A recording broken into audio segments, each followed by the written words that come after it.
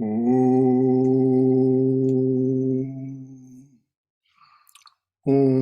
Sahana Vavatu Sahano Bhunaktu Sahaviryam Karavavahai Tejasvinav Aditamastu Mavidvishavahai. Om Shanti Shanti Shanti.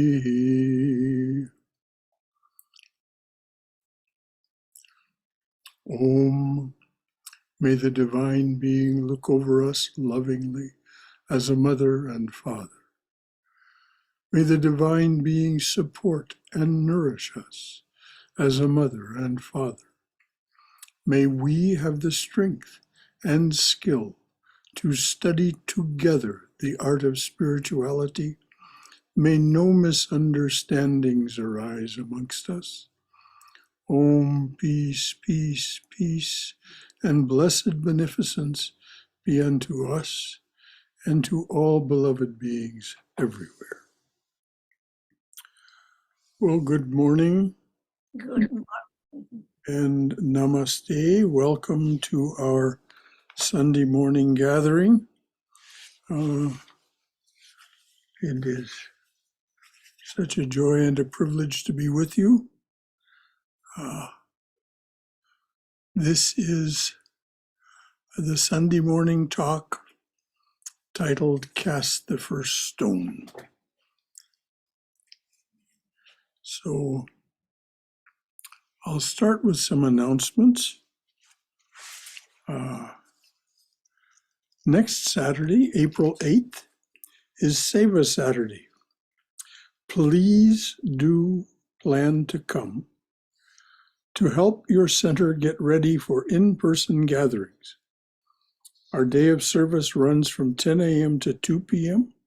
Come anytime in that window and stay as long as is practical for you. Lunch is served at 12:30. So we are going to start having in-person gatherings.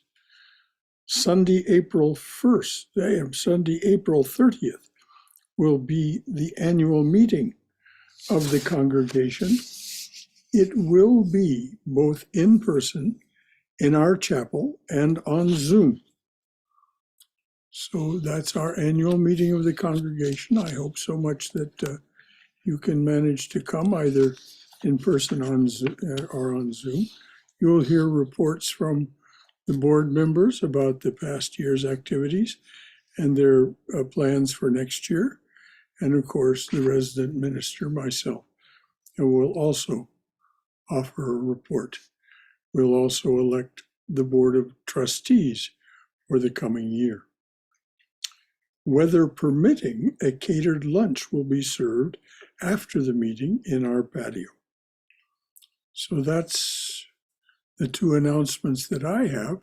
Is there anything else that anyone else can think of that should have been announced that that didn't occur to me? All right, dears.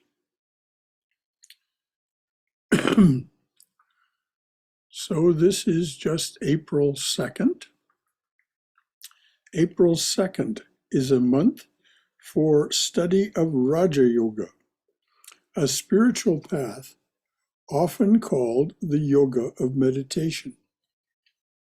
As a Raja Yogi, you use ancient, proven spiritual techniques to calm your body, quiet your mind, and gain control of your attention.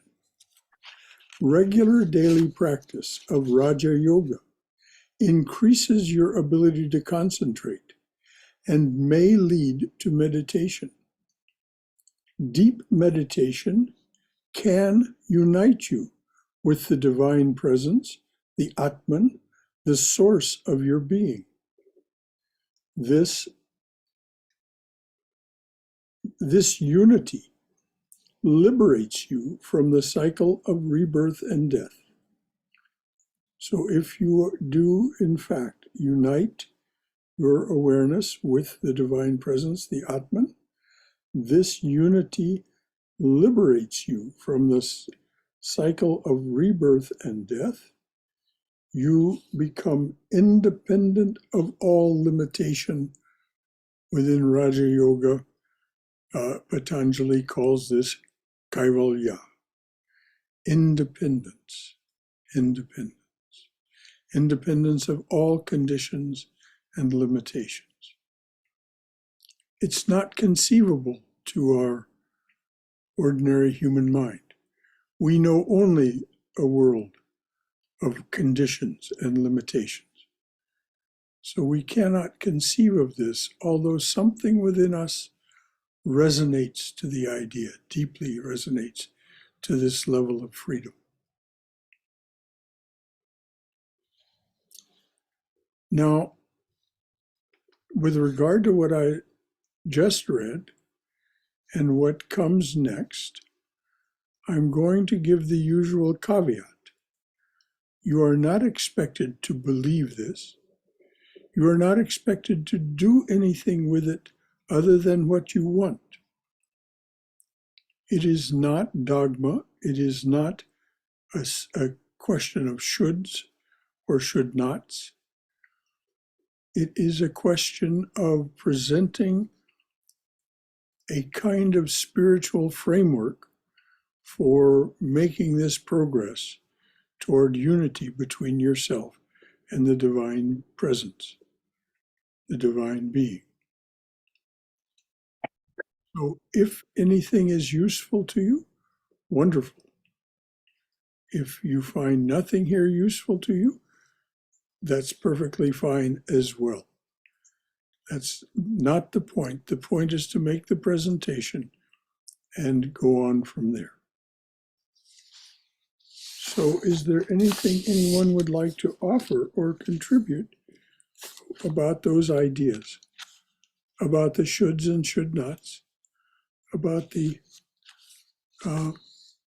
utility of these spiritual ideas, these spiritual practices? All right. The title of today's talk is Cast the First Stone. From the book of John, in the New Testament, the book of John, chapter 8. Jesus spent the night on the Mount of Olives. At dawn, he appeared again in the temple courts, where all the people gathered around him, and he sat down to teach them. The teachers of the law and the Pharisees brought in a woman caught in adultery. They made her stand before the group and said to Jesus, "Teacher, this woman was caught in the act of adultery. In the law of Moses commanded us to stone such women. Now, what do you say?"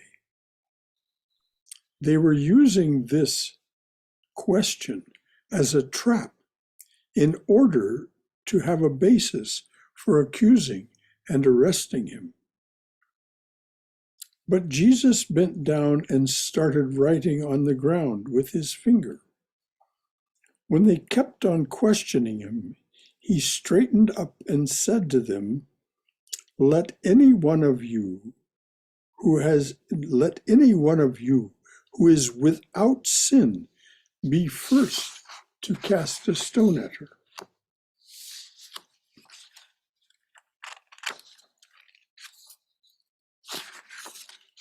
Oh, excuse me, these pages are just hard sometimes.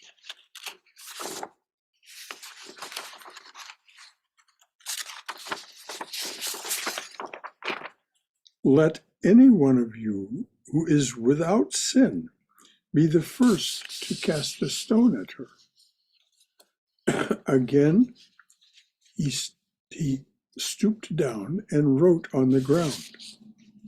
At this, those who heard began to go away one at a time, the older ones first, until only Jesus was left with the woman still standing there.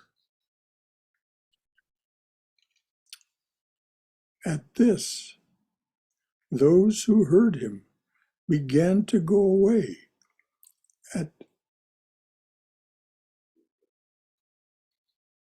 When they heard Jesus, they began to go away one at a time, the older ones first, until only Jesus was left with the woman still standing there. Jesus straightened up and asked her, "Woman, where are they? Has no one condemned you?" "No one, sir," she said. "Then neither do I condemn you. Then neither do I condemn you," Jesus declared. "Go now and leave your life of sin." For those of you who want to find this story, it's in the New Testament. This is from the New International Version, and it is the book of John, chapter 8. This story, like many in the Gospels, tells of Lord Jesus Christ, Mahayogi, great master of yoga, saving humankind from itself. Not only was the woman saved, but Jesus saved those people from committing the error of stoning this woman to death. If they had done that, they would have incurred a great karmic debt. Jesus brought the new covenant, the covenant of love, compassion, and understanding. The law of Moses, which was thousands of years old, was for the hard-headed and rebellious flock that Moses led, this group of slaves that had been in Egypt. So it was time for something new. As Swami Vivekananda says in his talk, Christ the Messenger, this is the role and deliberate self-sacrifice of the incarnations of God.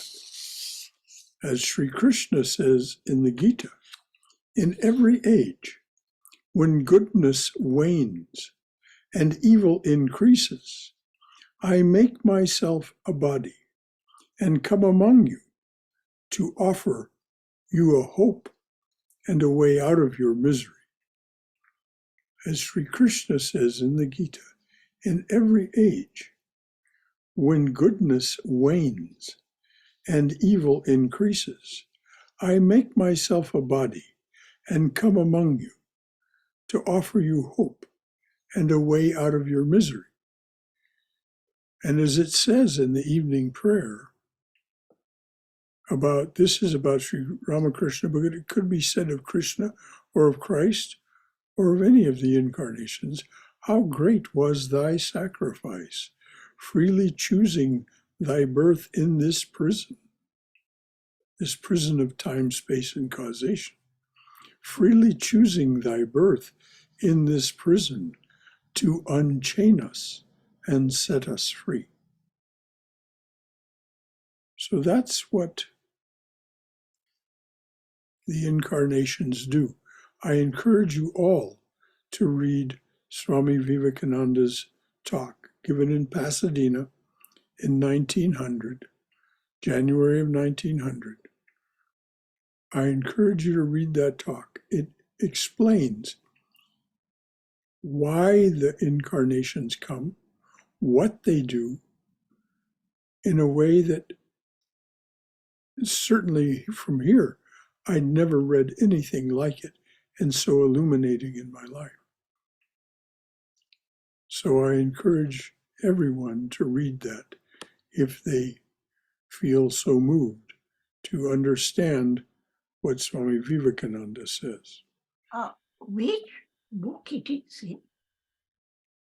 Oh, it's in the complete works, dear. I have no idea which of the books it's collected in.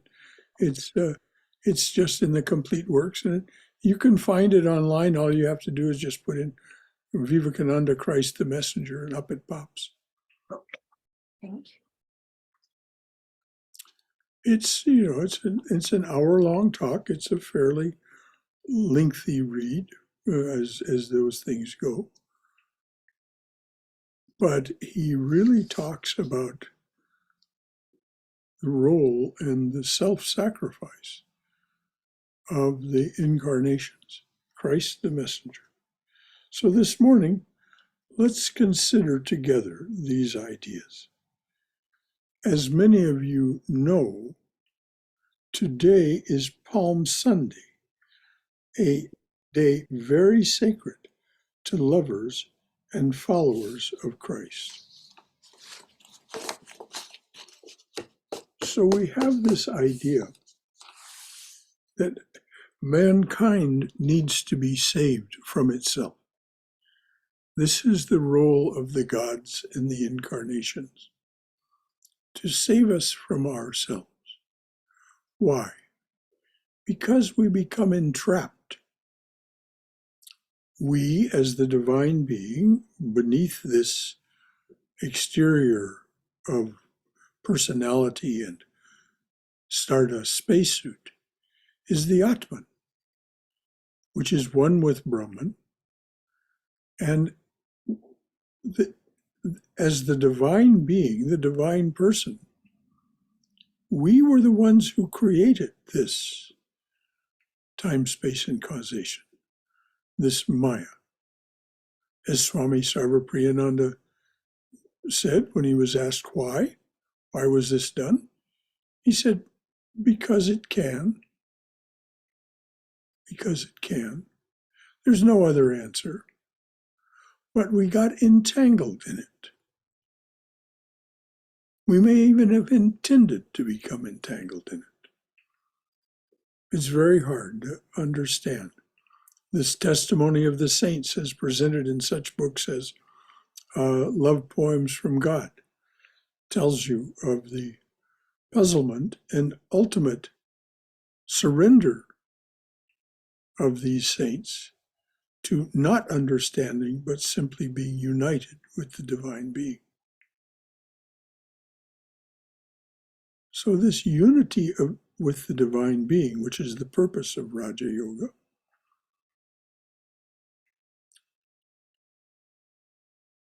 can free us from this entanglement.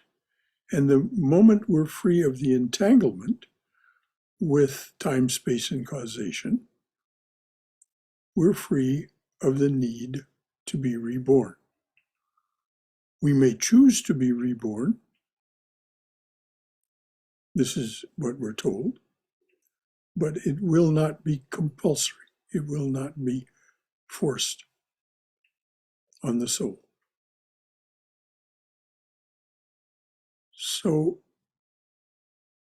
the incarnations come to remind us that we are that divine being. As Christ put it, seek ye first the kingdom of God, and all else shall be added unto you. And Sri Ramakrishna said, the purpose of human life is to know God. And he then said other things equivalent to all else shall be added unto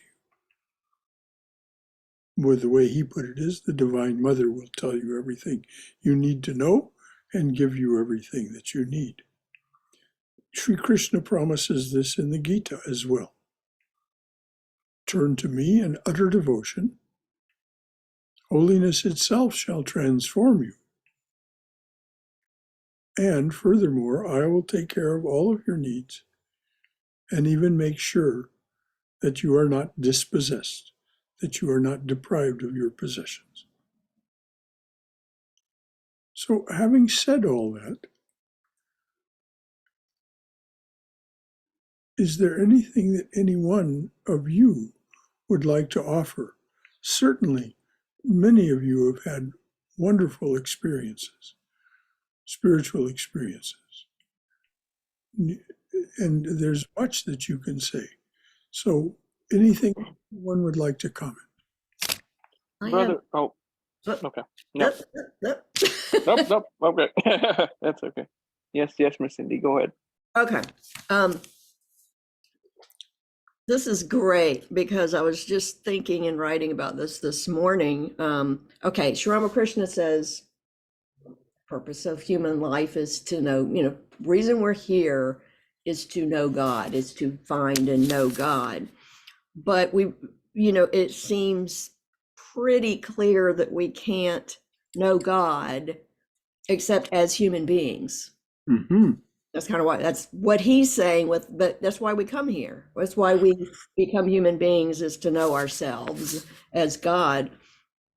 But, this is said a lot. This is brought up a lot where Krishna in the Gita says, doing these things, blah, blah, blah, will release you from the terrible wheel of death and rebirth. Is that correct? Death and rebirth, or is it rebirth? Rebirth and death is the way he says it. It's Okay. at the end of chapter 2. Yeah, rebirth and death. Okay, so this is what I wrote this morning. You say terrible wheel of rebirth and death. I say revolving door of love. Are they not the same thing? Language matters. Terrible wheel. This is just my opinion. Terrible wheel is the fire and brimstone of Sanatana Dharma. I think if as a human being, any human being that comes to a point where they know God, where they experience the divine, is going to experience that connection with everything and that love. And they're not going to even worry about rebirth, death, their death in this life. It's just, I am not the, what is it? I am not the man I was. That's what Scrooge says, yes. That joy, it's like, that's it. Well, exactly. Amen to everything you said. The reason Krishna says terrible wheel of rebirth and death is when it is compulsory, when you have no choice. That's what he means by the word terrible. Oh, I know that. I think it's, in the context of way back when ever he said that, the world was a very different place. And I don't know, it's never set well with me, because it focuses on the afterlife instead of the right here. No, but the rest of the Gita is spent in talking about the right here. That's the magic of the Gita. Is that he mentions this, that practice of this yoga. Most of the Gita is concerned with karma yoga, and he says if you'll do this, you'll be freed from the compulsory. And compulsion and duty, as Swami Vivekananda said, are the two terrible things of life. But absolutely, everything you heard is said, everything you said is heard and agreed to. We want to be in the joy, which is what is meant by all else shall be added unto you. Thank you, Cindy. There was somebody else who started to speak at the same time Cindy did. Yeah, Gaurav here. Yes, Gaurav. Hello, brother. Just going back to like the creation and why everything happens, that means why things are created. I just feel if you don't have Maya, then nothing will be happening. Means there's not going to be any creation, destruction. There's not going to be any universe. Precisely. So it has to happen. I mean, that is supposed to happen. That's well. See, this is the difficulty, Gaurav. supposed to, has to. This isn't what Sarvapriyananda says. And what he says rings so true. It happened because it can. It can, yeah. And what does it say in the Chandogya Upanishad? The cosmic mind says to itself, I am one, I shall become many. Now this is Yeah. Brahman, the cosmic mind. Yes. And the argument of the Jnani of the Advaitin, is that nothing ever happened. The dream of universe began. The dream of Maya projects the cosmic egg of Hiranyagarbha, which contains all that is in subtle form. It becomes so agitated, it becomes so active, so hot, it cannot be contained anymore, and it bursts forth. As Meister Eckhart said in the year 1306, there was a boiling in the ground of being. The boiling became so intense, it boiled over. Of course, he said this in Latin, wrote this in Latin. But he did not say why it had happened.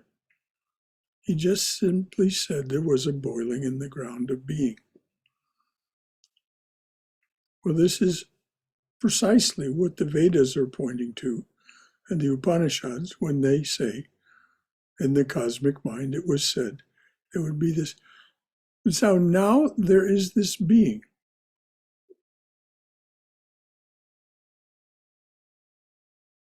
And we get to where we're very romanced with our attractions to what is pleasant, our aversions to what is unpleasant, our likes and dislikes of people, hatreds, jealousies, all sorts of things come to this left mind. And so we begin to feel entrapped.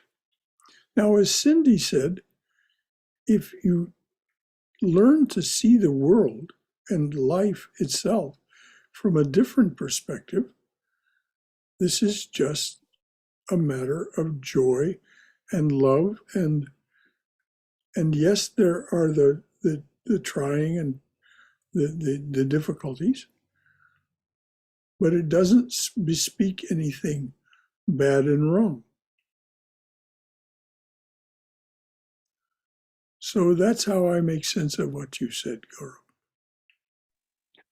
Yeah, I kind of think in the same manner. So without Divine Mother, there wouldn't be any of this. Well, that is how we think of. That is pretty much the creative energy of the universe. Yes, the Divine Mother. And Vivekananda affirmed that. He said, there is a power in the universe that thinks of herself as feminine, that thinks of itself as feminine, and her name is Kali. This after yes. This after 3 days of intense meditation at a mother temple in Kashmir. Yeah, yes. And one other point, this was something interesting that I learned is I came across an ardent Buddhist follower, and he is a worshiper of Ma Tara, so divine feminine, even though Buddhists don't believe in most of the stuff. Yet I said, wow, means I don't know why Mother is guiding me towards these places, but it's great. Well, the big boat of Buddhism, the Mahayana Buddhism, contains the idea of incarnations and the divine feminine as part of that incarnating. So it's only the Hinayana, the Zen and other narrow Yeah. forms that don't recognize these things.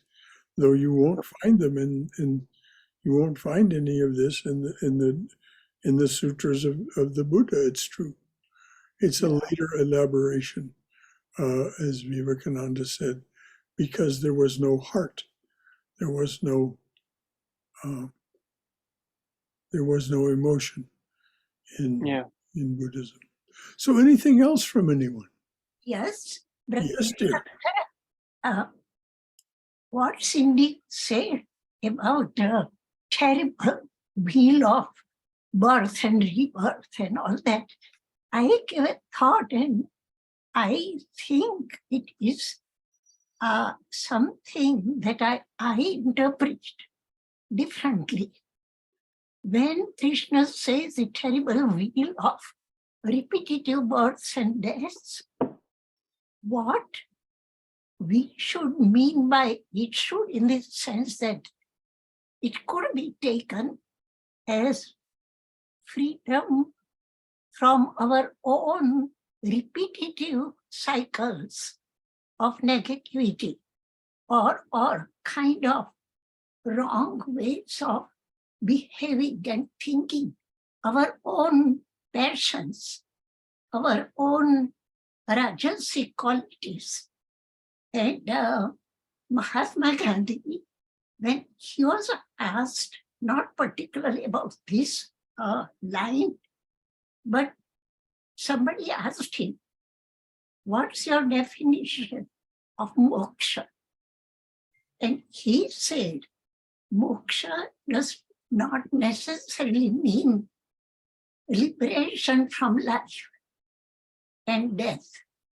He said it should mean liberation from becoming our own enemy to ourselves, to get rid of all tamasic and rajasic qualities. So that's why it's terrible, because once you fall into it, we have a tendency to get stuck and never come out. Yes. So that's why and as the Rishi said, we're reborn actually every moment, yes, not to mention every day, with our awakening in the morning. So that rebirth, that rebirth and death takes place daily, right here, if right not, as the Buddha said, moment to moment. Yeah. Thank you, Uma. Anything else from anyone? This is what we're here to do. Hi, this is Marla. Yes, Marla. I wanted to go back to the, casting the first stone story of Jesus. Mm-hmm. I always saw this, hearing this story growing up, I always saw Jesus as quite the champion of women, of trying to undo the total history of patriarchy, at least, a tiny bit, in this, he's protecting this woman in this story. And in another story, there's a woman in a crowd who touches the hem of his garment and is healed from a long-standing, what we're led to believe is a long-standing reproductive issue in her system. And so, and at first he's kind of startled, but then of course he has complete compassion for her. And she is, of course, embarrassed, and the crowd would have been horrified, if they had known that that's what she was doing. But, and his bringing in of Mary Magdalene, and, so he always, I just always saw him as championing, being the champion for women, bringing in the divine feminine. And I always saw it as very significant that, as he was dying on the cross, it was women who were with him during that time, and all his disciples had, scattered. And in the end, when his tomb is opened, when he's laid in the tomb and they go to visit the tomb, it's the three women. Yes. All of that I agree with entirely. And I'll add to that the story of the Samaritan woman at the well, which meant that he was willing to violate even the equivalent of caste restrictions or a social restriction. A Jew, a rabbi, didn't teach the Samaritans. They were beneath the consideration. But Jesus taught her and freed her. So it's a wonderful, wonderful story to add to those that you just mentioned. So yes, it is. And of course, we can go to the story. Many of you have heard this. The story of the wedding at Cana. Mm. Who was in charge? Mary noticed that the host was running out of wine. So she comes to Jesus and said, "Make him some more wine." And he immediately pushes back and says, "Oh, woman, my time has not yet come." She doesn't argue with him or push him. She simply says to the host's servants, "Do what he tells you to do." And of course, the rest of the story is some vessels are filled with water, and Jesus turns them into wine. And the manager of the wedding feast says, "This is unusual. Usually the host serves the best wine first, and then when everybody's drunk, brings out the poorer quality wine." Well, he saved the best wine for last. So but the moral of the story, if you will, is who's in charge here? The Divine Mother in the form of Mary. She's the one who said what to do, and Jesus obeyed. So there's very definitely this theme in the Gospels, particularly in John and Matthew, of Jesus' compassion toward women and how they're dealt with in that society. I was looking at images of the gods and goddesses last night and found it interesting that even the gods take wives and or partners, and it does seem that every divine incarnation has a female counterpart. Would you say Jesus's mother Mary was the female counterpart? No, Mary Magdalene she was the Divine Mother. She was the incarnation that came with him. Yes, as Sri Sharda said, when asked, "Do you come with all the incarnations?" she said, "Yes, I do." And in the form of that Mother Mary was the incarnation that came with Jesus. But Jesus's companion was Mary Magdalene, the beloved companion.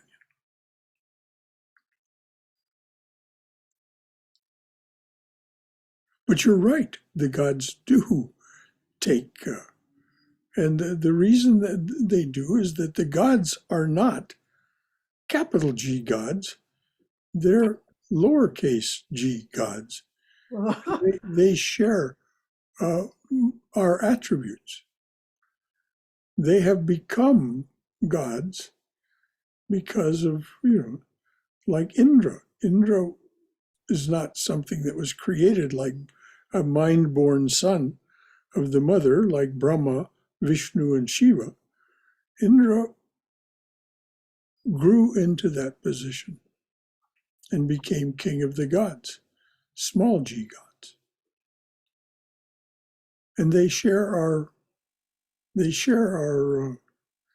best qualities, and they share our failings as well. On a side note, brother, I don't know, like the relationship between Swami Vivekananda and Nivedita was somewhat like that as a companion. It felt like. Yes, she was his consort. Yeah, if you look at his letters, he's writing to her, and they're talking about several things. It feels like it. Yes, exactly.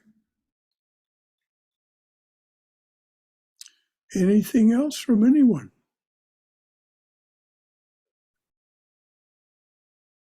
All right, we have some time left. Hari Om Shankaraji. Ah, Bala, yes. What Yes, very actually, all this discussion reminds me of one other thing, what Christ was saying about resist not evil. This is the highest teaching, and I think, he was teaching the same way as the, throw the stone and all these things, is we have to grow to that level. This is what reminds me. Yes, and what is that level in your experience and understanding, Balaji? Well, it is the level, see the sin, but don't blame the sinner, or grow into a state where Mahatma Gandhi used to say, offer the other cheek. If somebody slaps you on one cheek, offer the other cheek. Well, this is, of course, Christ's teaching. Yeah. If someone slaps you on the left, offer them the right cheek. And so, yes, Gandhi was quoting Christ. This is absolutely it. But you have to be in a very high state. You have to begin to see the divine everywhere. Yes. And to see the divine anywhere, you have to see it first within yourself, as Cindy pointed out very early on, the first commentary that was made. You have to find it within yourself. And when you find it within yourself, then everything changes. Brother, about like offering the other cheek, like Gandhi said, but you have to perform your dharma, right? So if you are like a policeman, you're for a cop, you're supposed to be protecting people. Well, of And course, we're not talking, but then, if I'm a dad in a household and my family's under threat, I have to protect my kids, or do my job or something, right? this is why this is such a difficult thing to navigate, dear. You do not compromise the ideal when you actualize the practical. You know the ideal, but as you said, you're a father that must protect his family. But there's very little call for this. All of these arguments are made. But mostly, we're not crowded in. Now, of course, if you're a policeman, it is your swadharma to enforce the law. But you don't have to kneel on somebody until they die.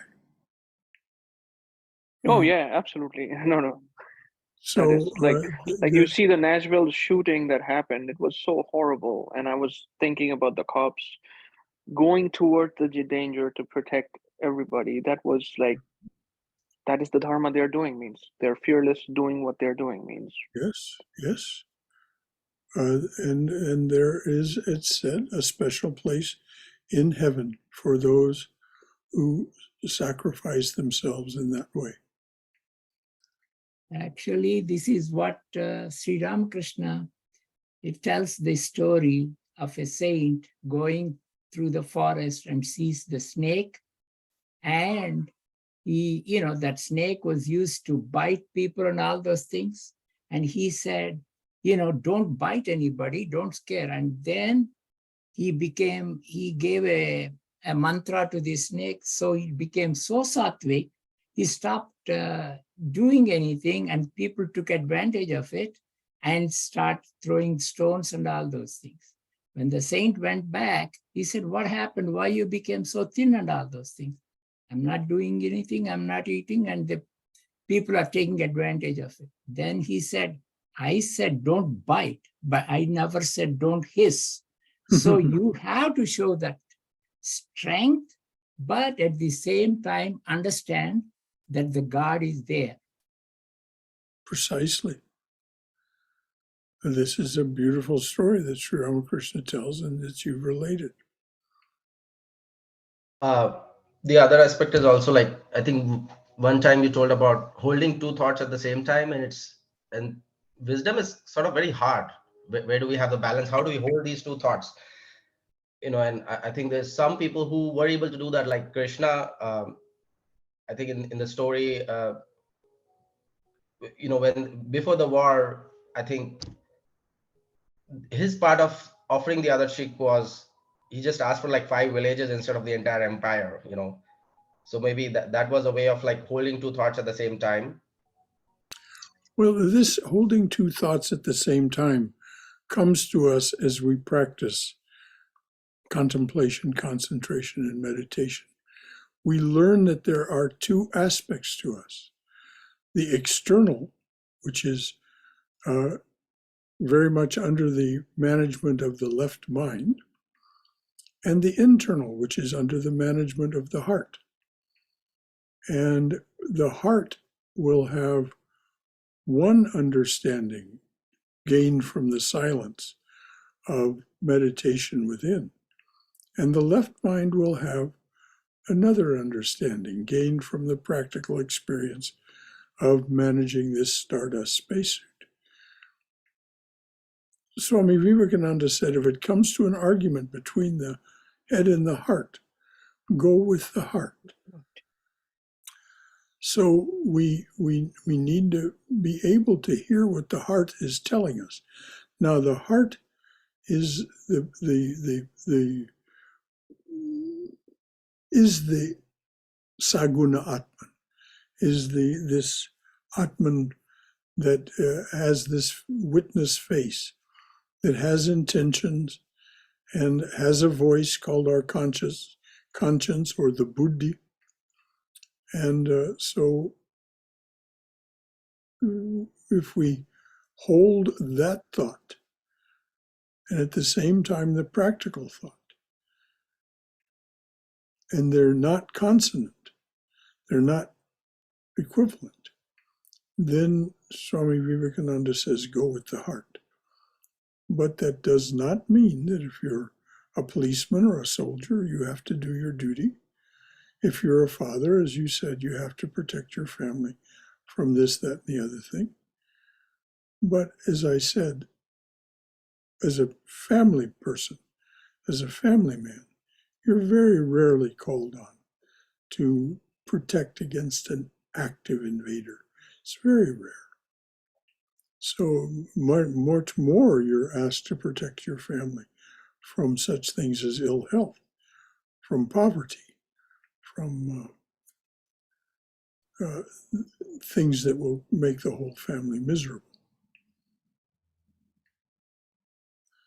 So anything else from your own wisdom or experience? What is it that you think that you have had some experience or deep thought process about the incarnations of God and what they're doing here? Because Sri Krishna says, if you understand who I am and the nature of my task, that's all you need to understand. That's all. Everything else will then be given to you.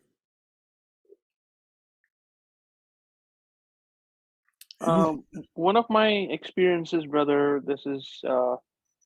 has been that if I am honest and my intentions are absolutely pure, I know there is no hesitance from within me, within my heart, that I need to do it.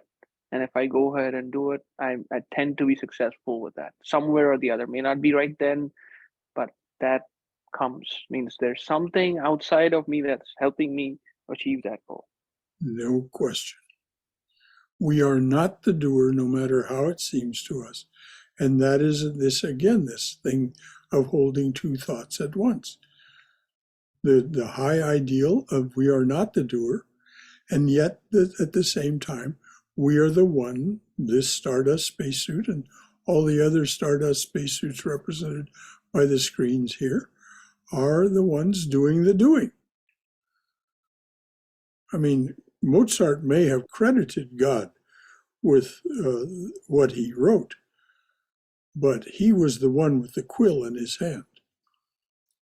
Bach said, anyone who prays as much and works as hard as I do can do the same.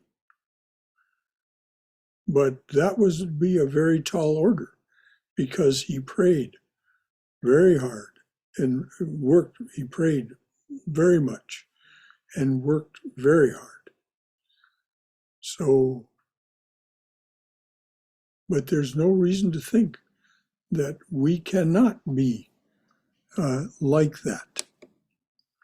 There's every reason to think that we can be like that, because that's what the incarnations come to remind us. You are not a limited being.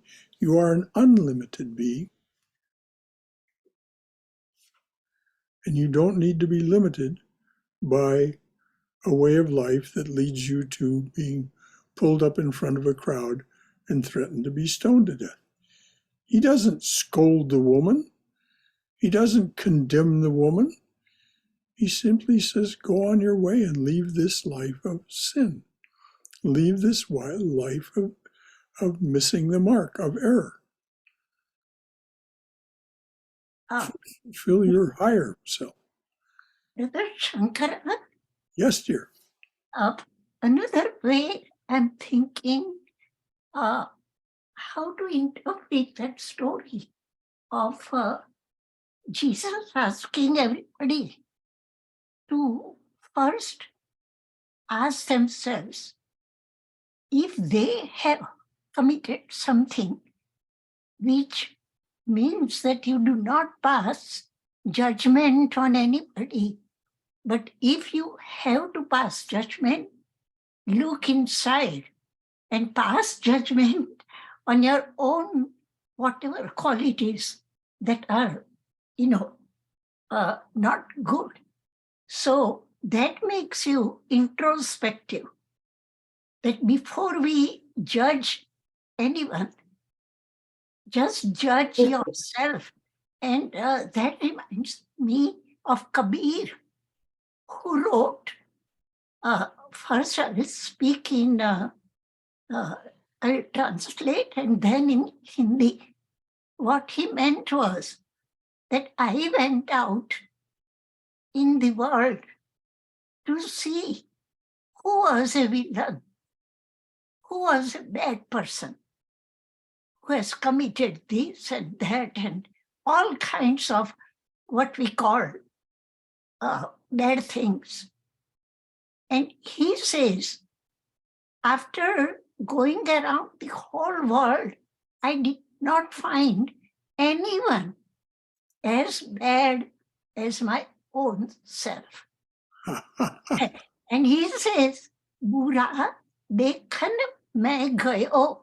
Hindi, that time ancient Hindi.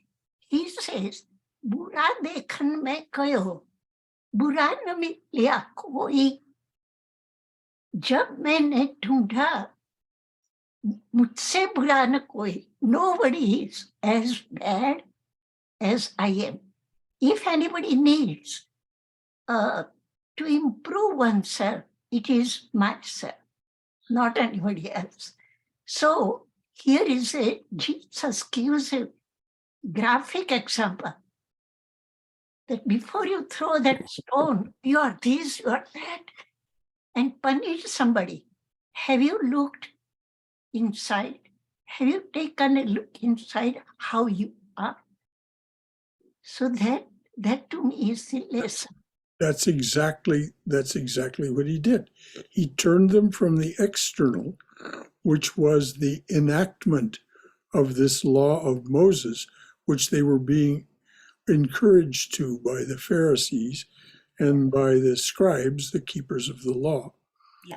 They were being encouraged to act from this outward directed. Jesus turned their attention inward. Yeah. And said, yeah. Let the one among you who has not sinned cast the first stone. Yeah. So it says they went away one by one, the older ones first, which I think is very instructive that it's in the gospel, because they're the ones who, when they looked inside, saw what you said of Kabir. No, I have sinned as grievously as this woman, if not more. So he turned their attention inside. Yeah. And then he asks the woman, "Does no one condemn you?" Mhm. She says, "No one, sir." And so he says, "Neither do I condemn you." Mhm. Beautiful. And so it's just beautiful how this story works out, which is why it was selected for Palm Sunday, because it is very appropriate to the person that Jesus was, and why he was honored. Those of you who don't know the story of Palm Sunday, he rides into Jerusalem on a donkey, and, which was not a usual thing for a rabbi to do, to mount a steed. And so it was more a thing that a king would do. But it wasn't a great white charger, it was simply a donkey. But still the people acted as if he were the king and threw flowers and palm branches on the path where the donkey was going to walk. And so this is why it's called Palm Sunday. And they were also fanning him with palm branches. So this is the story. This is a little bit of the story of Palm Sunday. Anything else from anyone? The selection of the donkeys also, I think, I don't know, like Mother Kali also rides a donkey, so maybe it's Yeah, Mother Kali rides a donkey and a lion and a tiger and heaven only knows what all. Well, and Mary rode a donkey into Bethlehem when he was born. Yes, and she rode a donkey to Egypt when he needed to flee. But this riding of a steed by a rabbi was a very unusual thing in the context of the time. It was not a usual thing for a teacher to set themselves above. Most people did not have a steed to ride, and the teachers did not set themselves above their students, the population. But in this case, Jesus rode a donkey into, which is something he was coming as King of the Jews. And as Sri Ramakrishna said, I want to be, Sri Ramakrishna said these words, one of my cherished desires is to be the king of the devotees. Brother Shankara? Yes, dear. You know, sometimes it's not even proper to evaluate the moral values of one time by comparing them with the moral values of today.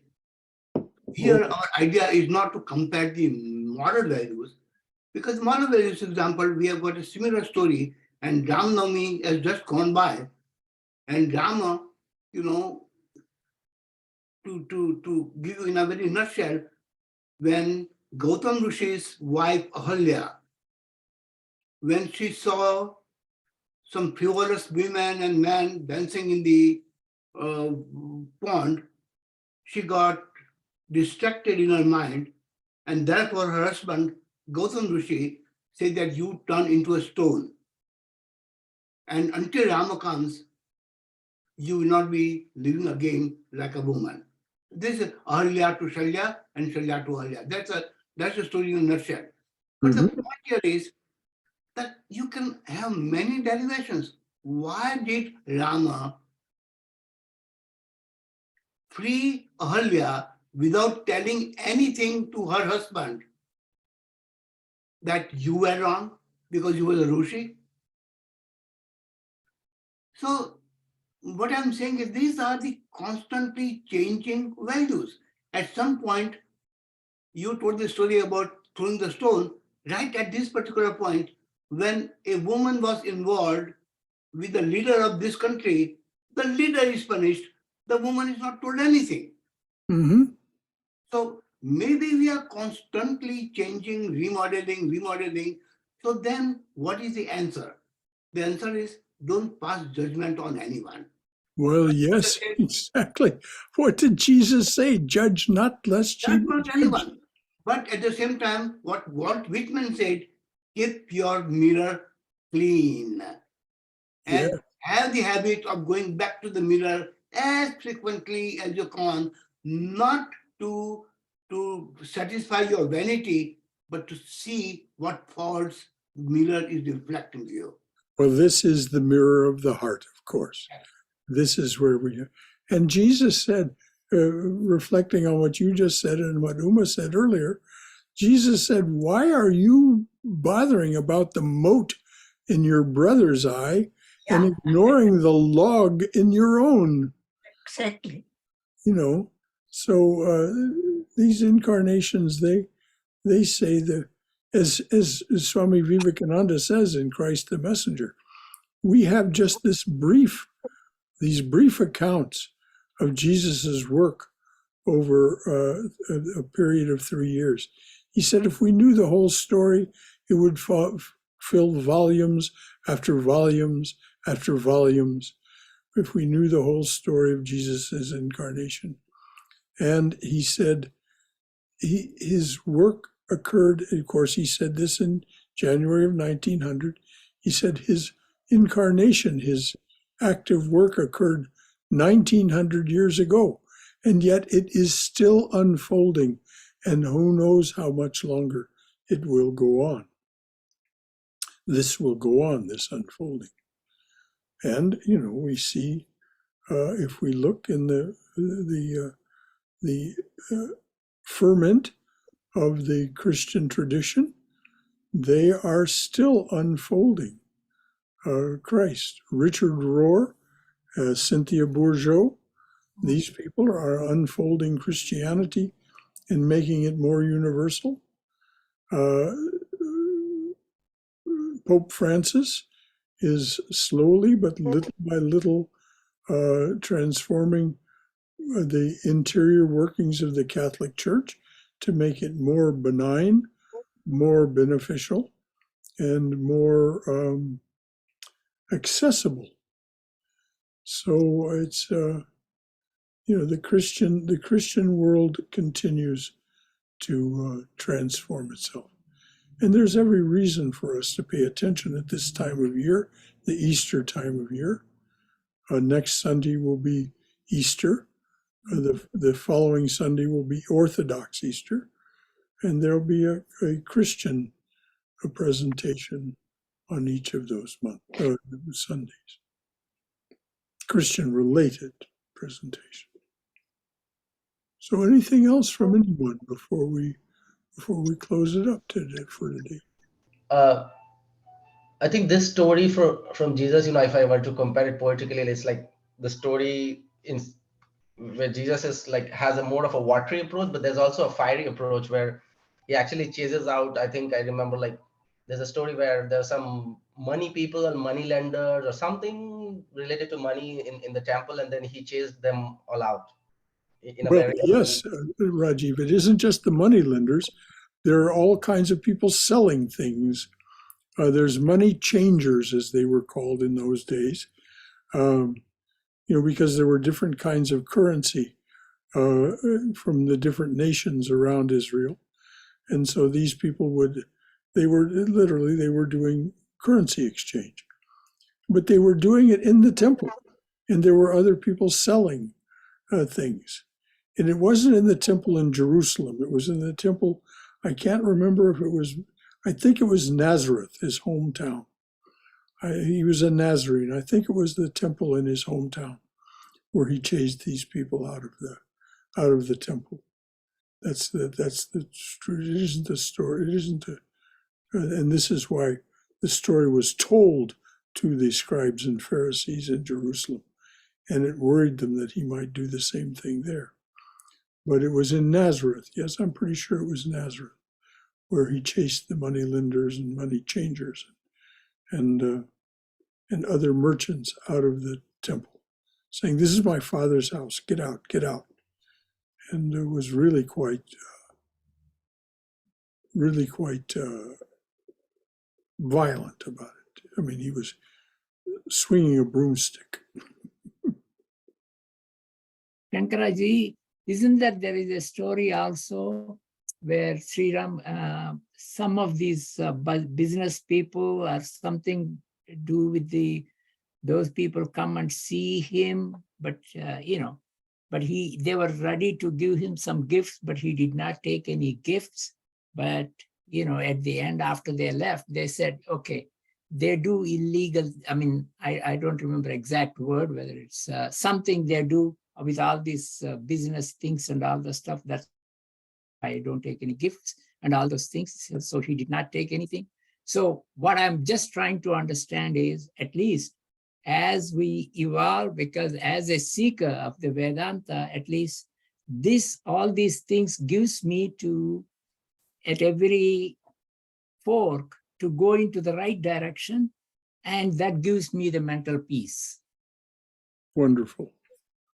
And yes, there was that incident of Sri Ramakrishna with these rich business people wanting to give him a gift, and he wouldn't accept it. He said, then they said, well, we'll set up a trust, and you'll get the interest from the trust, and that will support you.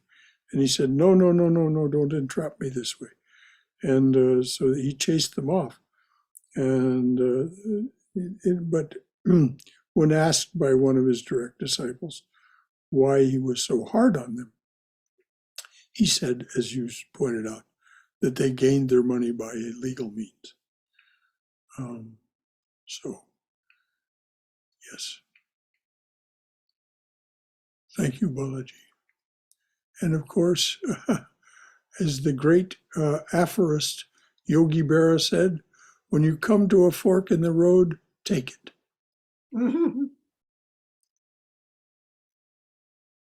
So anything else from anyone before we close it up?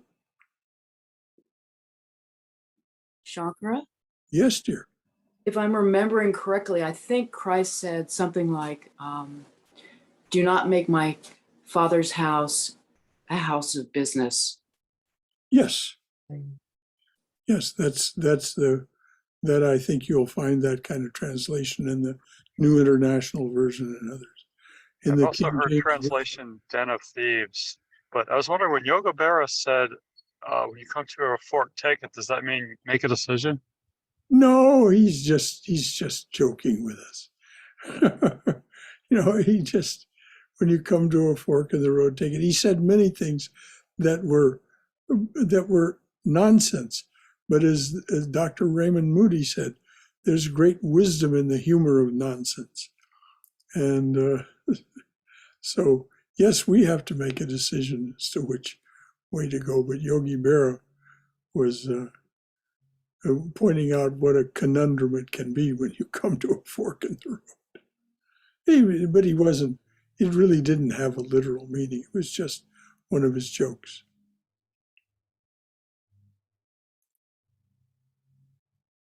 The other aspect is somebody was telling, like, I mean, even with gurus, I was hearing a talk where they were saying that a lot of these like ancient mantras, and there was a tradition where people don't reveal it, and these days the gurus, because of their compassion, they are breaking those laws. But I think if there's a conflict between karma and dharma, I think it's important to focus on dharma rather than karma. Well, you're absolutely right, Rajiv. And as Vivekananda said, it's time to reveal everything. It's the end of this age. It's time to reveal everything so that anything that you need is accessible to you. It's no longer the purview of the elite. All right, dears, anything at all?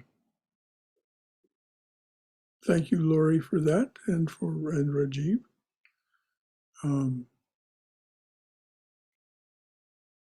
Yes, don't make my Father's house a den of thieves.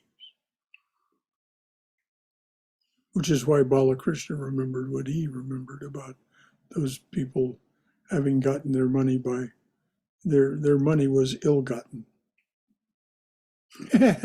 Mark Twain once remarked he was being relieved of his financial distress by an oil baron.